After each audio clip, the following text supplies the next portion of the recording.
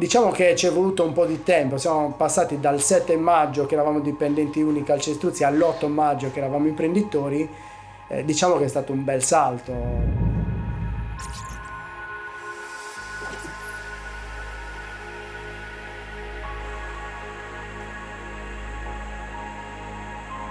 Unibeton nasce dalla volontà di 3 ex colleghi nel momento in cui la nostra società per la quale lavoravamo decise di abbandonare la regione Sardegna.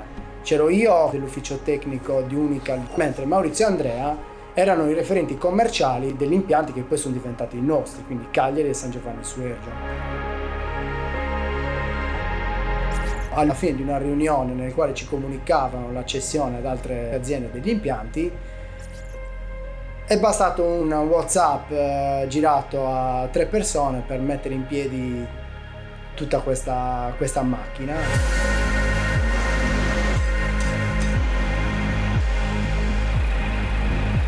Fin dall'inizio con Unibeton abbiamo scelto di puntare sulla qualità del prodotto. Per puntare sulla qualità del prodotto abbiamo ritenuto necessario puntare sulle persone, su persone esperte.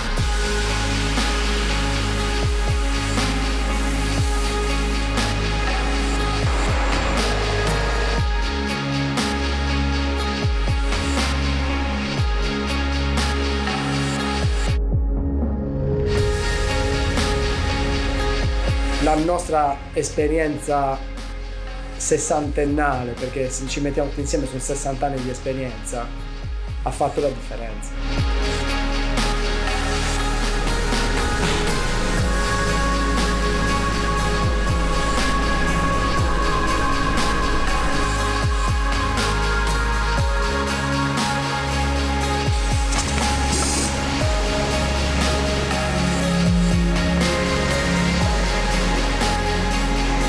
Da Unibeton ci assicuriamo il pieno controllo su tutta la filiera produttiva, compreso ciò che accade in cantiere, al fine di poter garantire la massima durabilità del prodotto, la resistenza attesa e la massima qualità di prodotto al nostro cliente.